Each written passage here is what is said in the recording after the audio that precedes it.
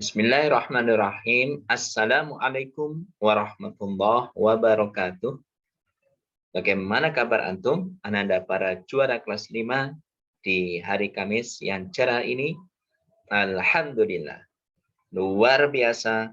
Allahu Akbar. Yes.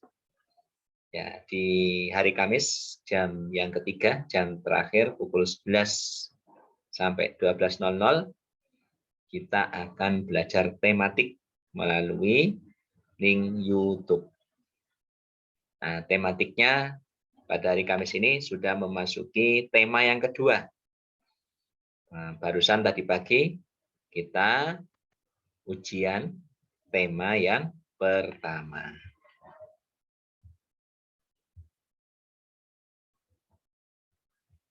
Nah, pada tema yang kedua ini kita akan mengulas tentang sistem pernafasan pada diri manusia. Nah, kalau di tema yang pertama, sistem gerak, ya. Sekarang di tema yang kedua, kita mengulas sistem pernafasan pada manusia. Nah, sistem pernapasan pada manusia itu ada dua macam, ya. Ada dua macam proses. Proses manusia menghirup oksigen, ini yang disebut inspirasi.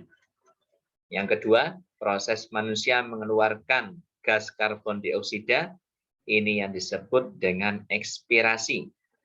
Jadi, proses pernafasan itu mencakup proses inspirasi dan proses ekspirasi. Nah, ini ada simulasi pernafasan ya pada diri manusia.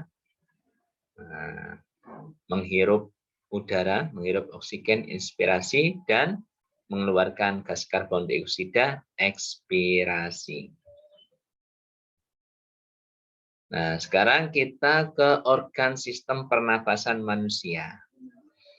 Nah, ini jadi organ dalam sistem pernafasan manusia itu ada 4.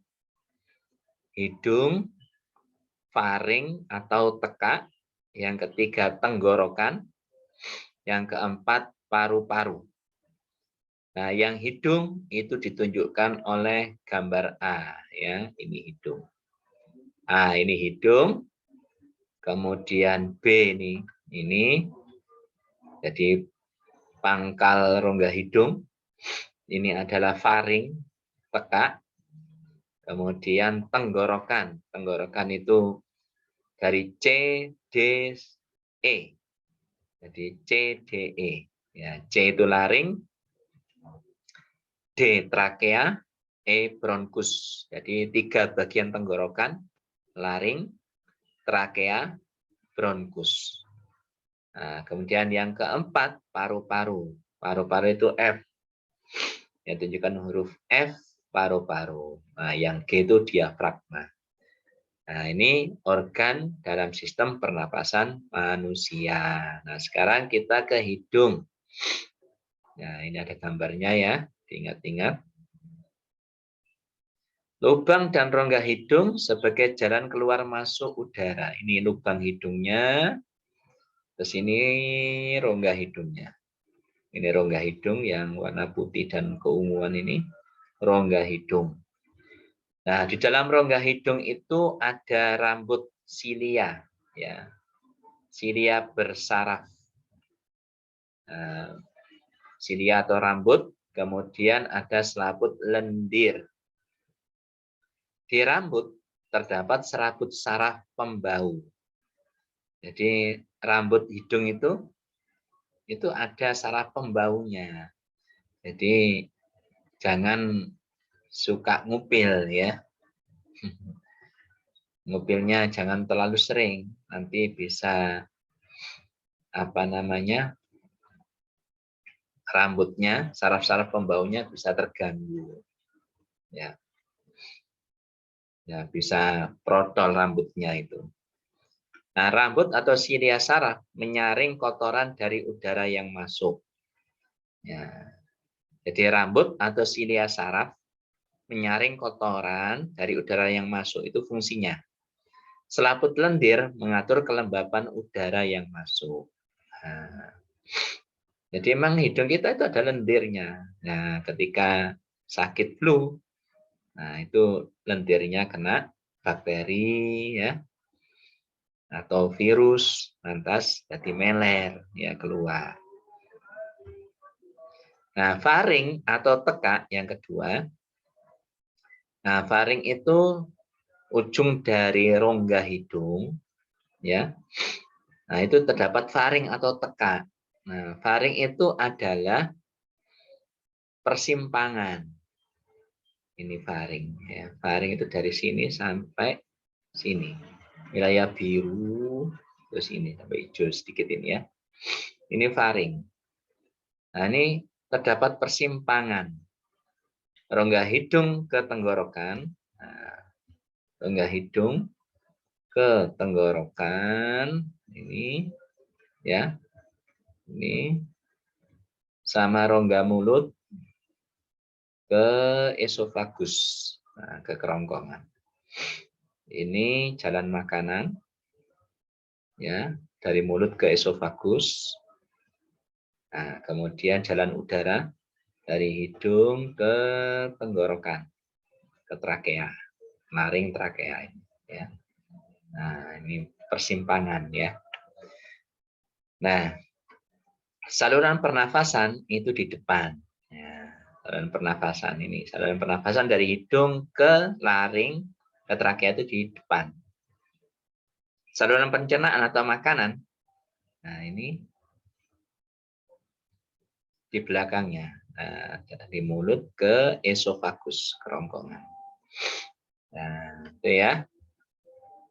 Tenggorokan sekarang. Tenggorokan terdiri dari 3 bagian. Ada pangkal tenggorokan, laring, ini pangkalnya, bagian atas dari tenggorokan. Ya. Kemudian batang tenggorokan trakea. Nah, ini trakea. Kemudian bronkus. Nah, bronkus ini bronkus percabangan dari trakea ke paru-paru kanan, ke paru-paru kiri ya. Nah, ini 3 bagian tenggorokan, laring, pangkal tenggorokan bagian atas ya, batang tenggorokan trakea, terus cabang dari tenggorokan, batang tenggorokan adalah bronkus yang menghubungkan ke paru-paru, ke paru-paru. Nah, di dalam laring terdapat epiglotis dan pita suara. Nah, epiglotis. Ini epiglotis, katup epiglotis ini ya. Nah, di laring itu apa? Pangkal tenggorokan ada epiglotis katup. Nah, jadi kalau bernafas ya, menghirup udara dari hidung itu nanti katup epiglotisnya membuka ke tenggorokan, menutup ke kerongkongan gitu. Ketika makan ya, maka katupnya ini menutup ke tenggorokan dan terbuka ke kerongkongan. Nah, itu. Karena ini katupnya membuka salah satu ya. Nah, kalau bernafas ya jalur pernapasan yang dibuka. Kalau makan jalur makanan yang dibuka. Ya, jalur makanan itu ke esofagus atau kerongkongan. Nah, biar nggak tersedak. Nah, kalau makan sambil ngomong, berarti nanti bisa tersedak. Ya, sedikit makanannya akan masuk ke tenggorokan. Nah, itu nggak enak tersedak itu. Karena ya jalan udaranya ketika ngomong juga terbuka. Batang tenggorokan atau trakea tersusun dari cincin tulang rawan. Ya, tulang yang banyak perekatnya. Di dalam trakea ada jaringan berambut yang berfungsi untuk mengeluarkan kotoran dan bakteri yang terbawa udara melalui bersin. Nah, percabangan dari trakea adalah bronkus ya, ke paru-paru kanan, ke paru-paru kiri. Nah, bronkus ini di dalam paru-paru bercabang lagi menjadi bronkiolus gitu ya. Jadi trakea bercabang menjadi bronkus ke paru-paru kanan kiri, bronkus bercabang menjadi bronkiolus. Nah, sedangkan yang terakhir, organ sistem pernapasan manusia adalah paru-paru. Memang paru-paru ini sebagai organ utama. Yang lain juga penting, tapi yang memang yang utama paru-paru, nah, hidung, kemudian tekak atau faring, tenggorokan, itu sebagai jalan ya, untuk menuju paru-paru. Nah, saling bekerja sama organ pernapasan ini. Ya. Nah, paru-paru itu ada dua bagian kanan sama bagian kiri. Ini kanan, ini kiri. Nah, bagian kanan kiri ya. Nah, ini kanan, ya. Ini kanan, ini kiri. Paru-paru bagian kanan ada 3 gelambir. Paru-paru bagian kiri ada 2 gelambir. Berarti paru-paru bagian kanan lebih besar, ya, gelambirnya lebih banyak. Nah, di bagian luar paru-paru ada pleura, ya.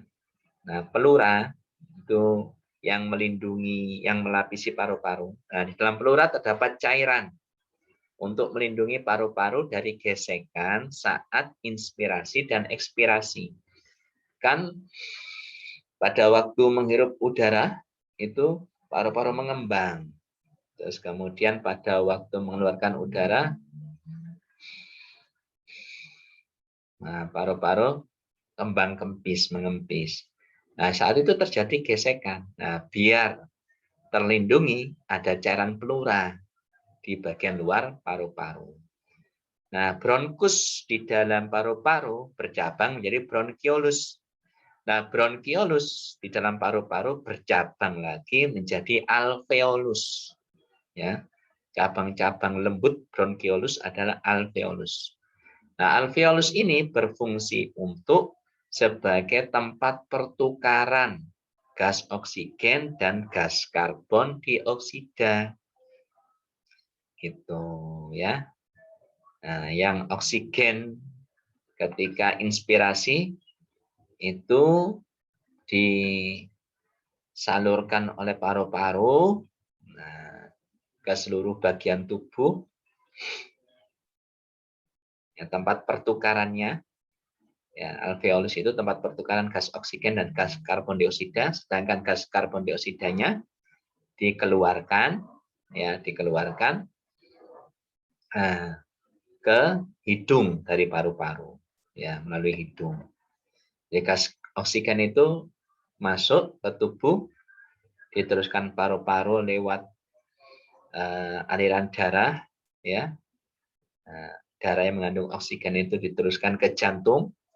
Nah, jantung yang mengedarkan oksigen dengan darah yang mengikat oksigen tadi itu ke seluruh tubuh, gitu. Nah, jadi fungsi alveolus tempat pertukaran antara gas oksigen dan gas karbon dioksida. Sedangkan diafragma itu sekat antara rongga dada dan rongga perut. Nah, itu saja yang bisa kita ulas pada pertemuan pertama tema kedua, membahas tentang sistem pernapasan pada manusia. Assalamualaikum warahmatullahi wabarakatuh.